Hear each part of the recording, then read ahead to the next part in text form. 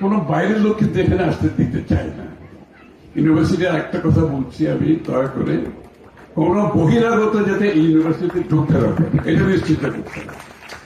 সেটা যে দল হোক, সেটা যে ধর্মের হোক, বাইরের কোন লোককে অ্যাক্সেস দেওয়া উচিত নয়।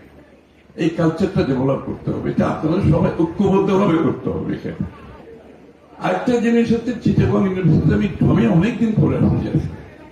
আমি ঢুকতে ঢুকতে আমি তো মনে হচ্ছে I am in the nature, আমি প্রকৃতিতে ঢুকে গেছি। আমার তো মানে আমি এখানে একটা হলিডে রিসোর্টে ঢুকে গেছি, কোন একটা উডের মধ্যে, বনের মধ্যে। অপূর্ব, এত বড় এলাকা নিয়ে এরকম একটা ইউনিভার্সিটি, বাংলাদেশের মতো একটা ছোট দেশে এত বিশাল এলাকা, তার মধ্যে কত বড় একটা ফরেস্ট এখানে। আমি ব্রিজের সাহেবের জিজ্ঞেস করতেছি আপনাদের এখানে ওয়াইল্ড লাইফ কি কি আছে, বন্য প্রাণী কিছু আছে এখানে, পাখি কতগুলো আছে, আপনাদেরকে এগুলো ক্যাটালগ করেছেন? ক্যাটালগ করেন আপনারা। This is something unusual in Bangladesh, I tell you, unusual Bangladesh. Beautiful surrounding.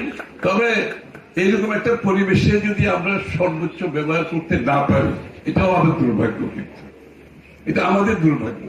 আমি বিসি সাহেবকে বলছি, আপনি চট্টগ্রাম ইউনিভার্সিটিকে নেক্সট লেভেলে এলিভেট করার জন্য প্রোগ্রাম নেন, I will do with you.